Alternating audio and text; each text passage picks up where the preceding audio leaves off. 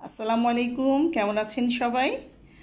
আজকে একটা কথা মনে পড়ে গেল। ছোটোবেলায় একটা গল্প পড়েছিলাম, আপনারা পড়েছিলেন কি না জানি না। সৈয়দ মুজতবা আলীর নীল নদের দেশে, সেখানে একটা রেসিপির কথা উনি খুব সুন্দর করে বর্ণনা করেছিলেন। সেই ছোটোবেলায় ওই গল্পটা পড়ে ওই রেসিপির প্রতি আমার একটা খুব আগ্রহ জাগে। রেসিপিটা ছিল, বুঝতেই পারছেন দেখে, পটলের দোলমা।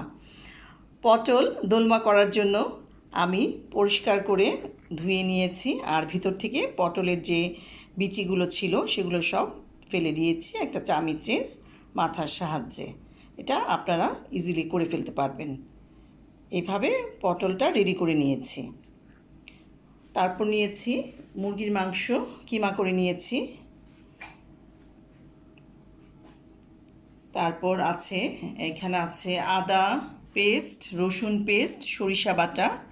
তারপর আছে বাদাম বাটা, সঙ্গে পোস্তদানা বাটা, পেঁয়াজ বাটা, আছে টক দই, আছে গরম মশলা, তেজপাতা, এলাচি, দারচিনি, কাঁচামরিচ, ধনিয়া পাতা, পেঁয়াজ কুচি, আর জিরে গুঁড়ো, হলুদ গুঁড়ো, ধনিয়া গুঁড়ো, মরিচ গুঁড়ো তো রয়েছেই। পটলের দোলমা আপনাদের সঙ্গে নিয়েই করব। পটলে প্রথমে লবণ আর হলুদ মাখিয়ে নিচ্ছি।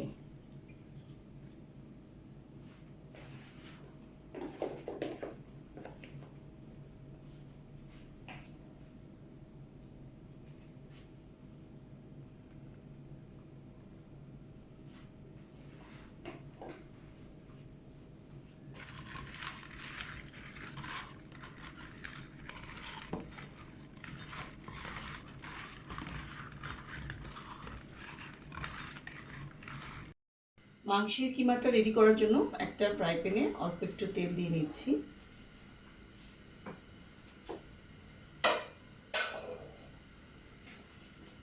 পেঁয়াজ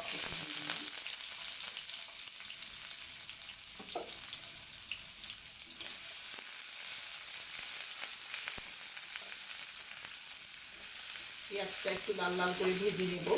মাংসের পুরটা অনেকেই কাঁচাই দেন, কিন্তু আমার কাছে মনে হয় যে একটু রান্না করে পুরটা রেডি করে দিলে টেস্টটা ভালো আসে, সেই জন্য আমি একটু রান্না করে পুরটা রেডি করি। আসলে রান্না করে দিলে মাংসের যে একটা স্মেল, সেই জিনিসটা থাকে না, সেই জন্য আমি পুরটা রান্না করে দিই। পুরটা রান্না করার জন্য প্রথমে পেঁয়াজগুলো ভালো করে ভেজে নেব। তারপরে এতে অল্প একটু আদা পেস্ট,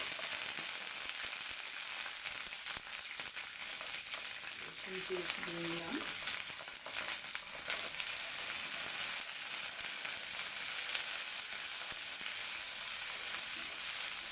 ভালো করে কষিয়ে নিলাম।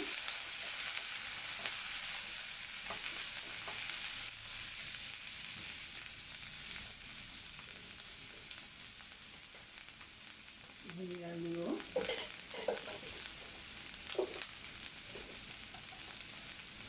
জিরে গুঁড়ো,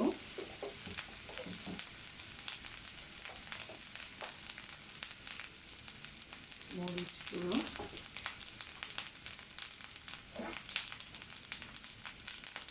মাংসগুলো দিয়ে ভালো করে মশলার সঙ্গে কষিয়ে নেব।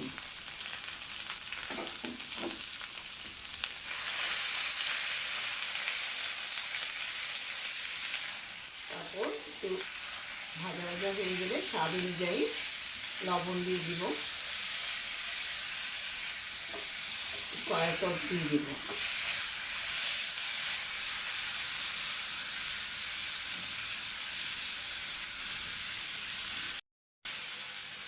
একটু লবণ দিয়ে দিচ্ছি, সয়া সস দিব অল্প পরিমাণ, সেই জন্য লবণটা কম দিয়েছি। মাংসটা ভালো করে ভেজে নেব।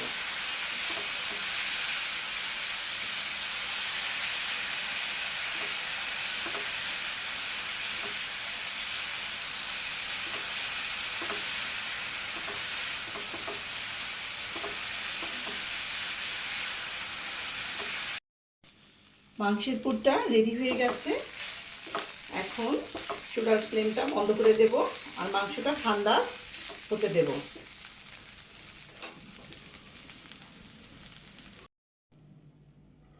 মাংসের পুরটা ঠান্ডা হওয়ার জন্য বাটিতে ঢেলে নিচ্ছি।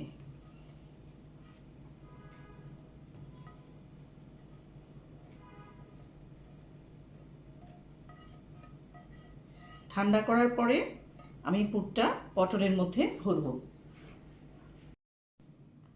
পটলের ভিতরে কিমাগুলো ভরে নিচ্ছি।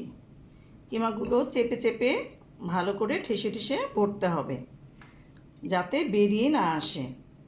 আমি এভাবে একে একে সবগুলো পটলের ভিতরে কিমাগুলো ভরে নিচ্ছি।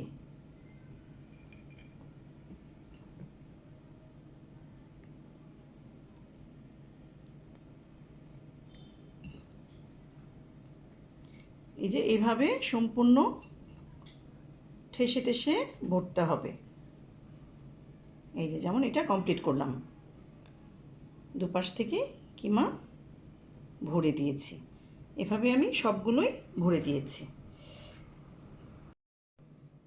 একে একে সবগুলো পটলে পুরগুলো ভরে নিয়েছি।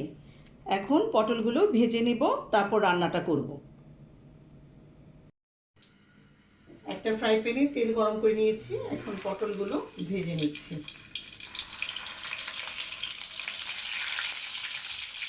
হালকা করে ভাজবো।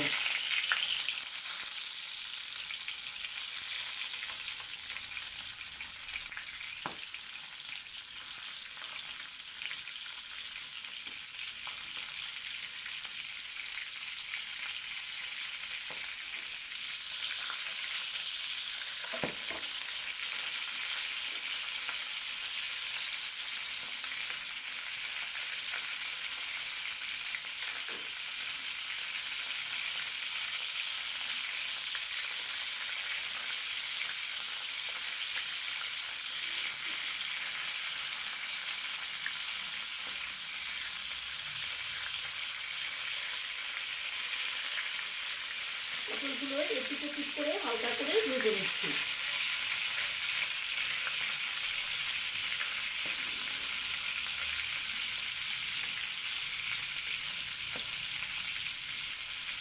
খুব বেশি ভাজবো না, যেহেতু আমি রান্না করবো এগুলো।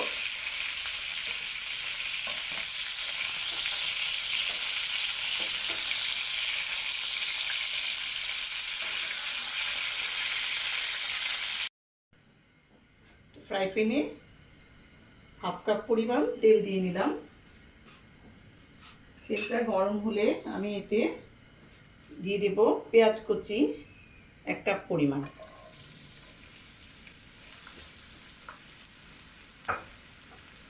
পেঁয়াজটা ভাজা ভাজা করতে হবে, একটু লাল লাল করে ভাজতে হবে।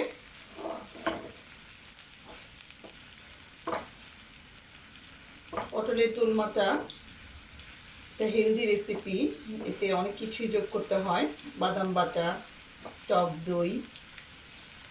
এটা খেতেও খুব মজা লাগে, বিশেষ করে পোলাওয়ের সাথে। বাড়িতে অতিথি আসলে অবশ্যই এই রেসিপিটা চেষ্টা করবেন।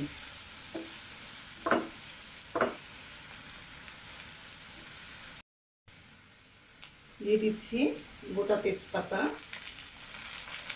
দারচিনি, এলাচি কয়েকটা,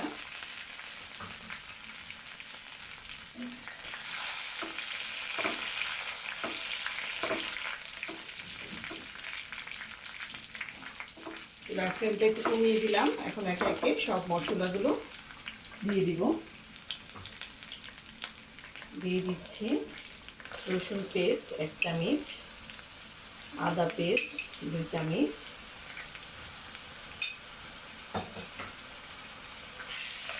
একটু ভেজে নেব।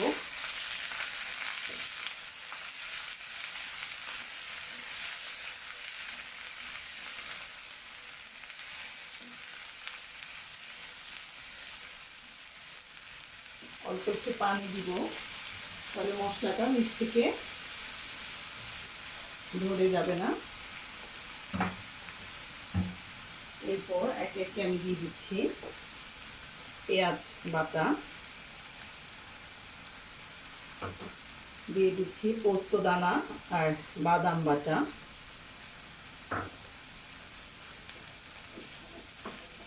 দিয়ে আমি একটু কষিয়ে নেব।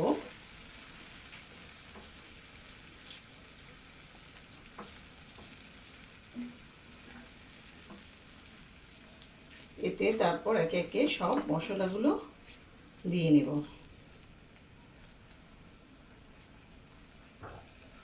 এখন চুলা ফ্লেমটা একটু বাড়িয়ে দিচ্ছি।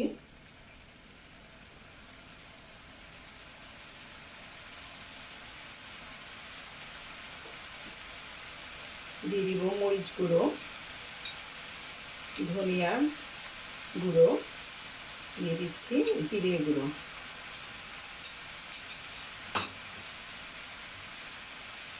অল্প একটু পানি দিব, দিয়ে দিব স্বাদ অনুযায়ী লবণ, অল্প পরিমাণে দিচ্ছি কারণ আমি সয়া সস দিয়েছি, লবণ ইউজ করেছি পটলে, আবার পুরের মধ্যেও লবণ ইউজ করেছি।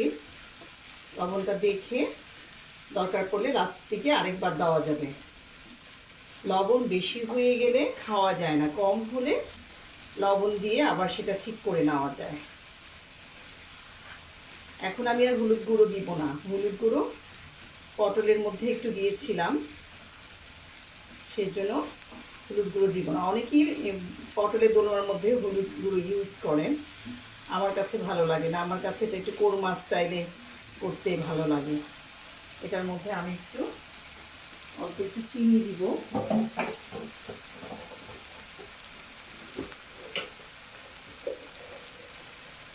অল্প একটু চিনি দিচ্ছি তাহলে রংটা সুন্দর হবে।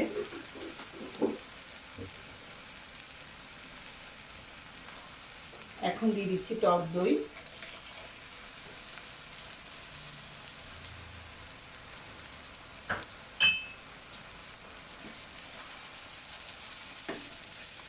দিয়ে মশলাটা ভালো করে কষিয়ে নিলাম।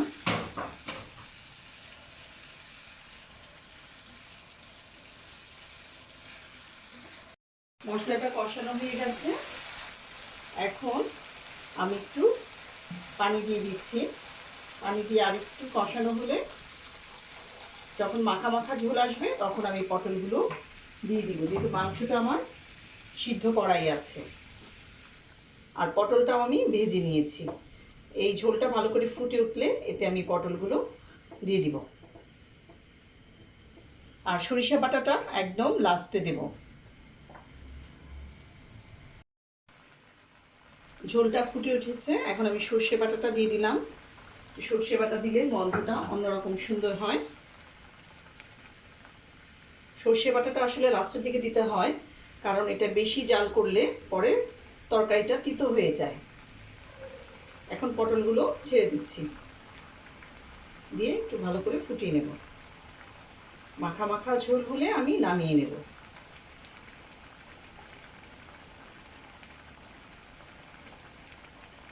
এটা সত্যি খেতে খুব মজা লাগে, অবশ্যই আপনারা বাড়িতে তৈরি করে খাবেন। আমি এখন ঢেকে দেব।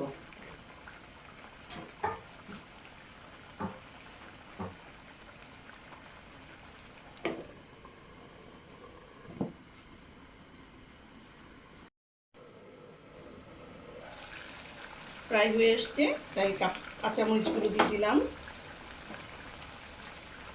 আর উপর থেকে একটু ধনিয়া পাতা ছড়িয়ে দিলাম। এটা অপশনাল, কারো পছন্দ হলে দিবেন আর না পছন্দ হলে দিবেন না। আর একটু হলে আমি নামিয়ে নেব, একটু ঢেকে নিচ্ছি। দেখি কি অবস্থা, প্রায় হয়ে গেছে পটলের দোলমা। এখন আমি উপর থেকে একটু ঘি ছড়িয়ে দিচ্ছি সুগন্ধের জন্য। ভিডিওটি যদি ভালো লেগে থাকে অবশ্যই লাইক ও কমেন্ট করে পাশে থাকবেন, শেয়ার করে দিবেন। আল্লাহ হাফেজ।